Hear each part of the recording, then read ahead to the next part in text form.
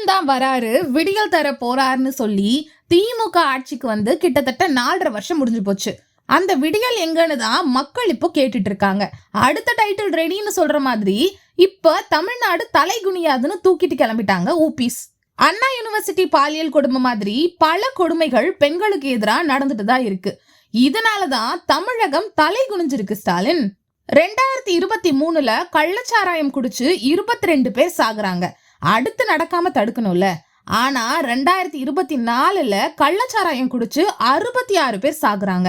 இந்த மரணங்களாலையும் தமிழ்நாடு தலை குனிஞ்சுதான் இருக்கு. ஸ்டாலின் பள்ளி சுற்றுச்சுவர் மற்றும் மேற்கூரை இடிஞ்சு 2021ல 3 மாணவர்கள், சமீபத்துல 1 மாணவர் பலி.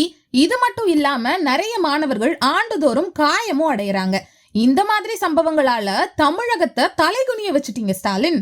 வேங்கை வயல், நாங்குநேரி, விழுப்புரம், மரக்காணம்னு பல இடங்கள்ல பட்டியலின மக்களுக்கு பாதிப்பு ஏற்பட்ட போது தமிழகம் தலைகுனிஞ்சுதான் இருக்கு. ஸ்டாலின் பகுஜன் சமாஜ்வாதி கட்சி முன்னாள் மாநில தலைவர் ஆம்ஸ்ட்ராங் கொலை உட்பட 2021 முதல் தமிழகத்துல 7000 படுகொலைகள்னு இப்படி கேப் கிடைக்கும் போதெல்லாம் தமிழ்நாட்டை தலைகுனிய வச்ச திமுக இப்ப தமிழ்நாடு தலைகுனியாதுன்னு விளம்பரம் பண்ணிட்டு இருக்கீங்களே, இது நியாயமா?